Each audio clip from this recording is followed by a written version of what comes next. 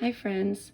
So since we've been learning about line, shape, and color in art, today we're going to concentrate on color and we're going to create a rainbow using watercolor.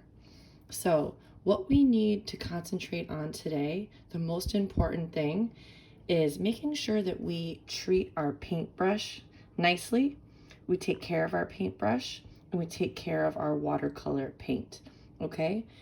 There's a right way to use it, and I'm going to show you right now. So since we're going to be painting a rainbow, we're going to be starting with the color red because that's the first color in the rainbow. Okay, now this paint is called watercolor because it needs water for it to work. If you put your paintbrush inside there without getting it wet first, it won't work. Okay, so you get your paintbrush wet and you just put the tip of the paintbrush in the color. You go back and forth, you swish it back and forth. Okay, you never jam it in there hard, right? Because that will hurt its bristles and it will make a big mess inside your watercolor. Okay, so you only go on the tip. You see how it's only on the edge, on the end of the paintbrush bristles. Okay, so after you get your color, you're going to start at the bottom. You're going to make a nice big curve. Ooh, can you see that I'm running out of color? Ooh, and it also looks like it's getting a little bit scratchy. That's because I'm running out of the color and I'm running out of water. When it starts to look kind of dry and scratchy, that means that your paintbrush needs a little drink. Okay, so give it a little bit more water. You just need a little bit on the end. Go back in, get a little bit more color.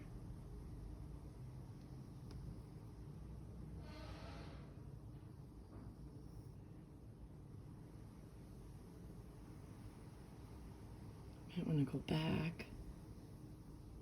You see how I'm just painting with the tippy toes of my paintbrush? Pretend this is a ballerina. You're only going to paint on the tippy toes, okay? And don't do what I just did, how I painted my finger. Don't do that. All right, and then you have your first color, the top of your rainbow. Okay, so what's another extremely important thing that we need to remember when using watercolor?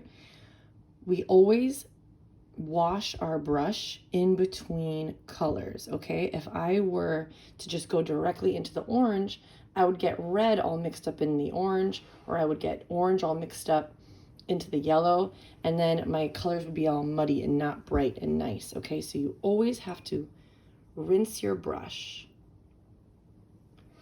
You can press the bristles back and forth on the bottom of the cup, wipe it.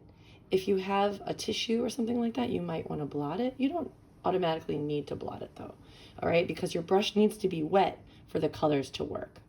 Okay, and now I'm going into the orange since that's the next color that comes in the rainbow. I'm doing it nice and gently. And now I'm going to start at the bottom. Remember to hold your paper with your other hand so it doesn't slide around. We always hold our paper to keep it in place. Very nice.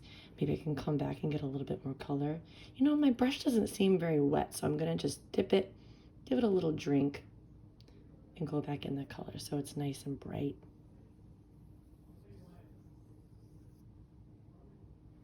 Always only painting on the tippy toes of my brush.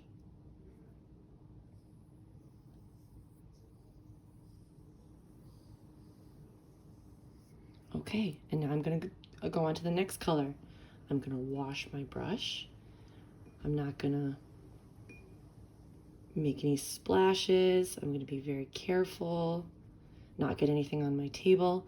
And so now I'm gonna go into the yellow, making sure my brush is nice and clean because I want my yellow to be bright. Remember, we never push our brush into the paint too hard because that hurts our brush. Okay.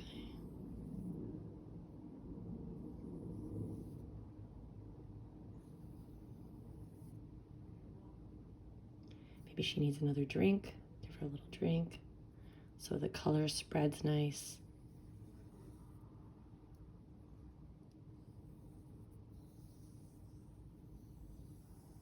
All right, and so on. All right, we're gonna continue to do this until our rainbow is finished.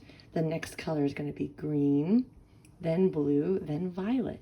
All right, so let's remember to treat our paints nicely and take care of our brush so we have them to use for next time. All right.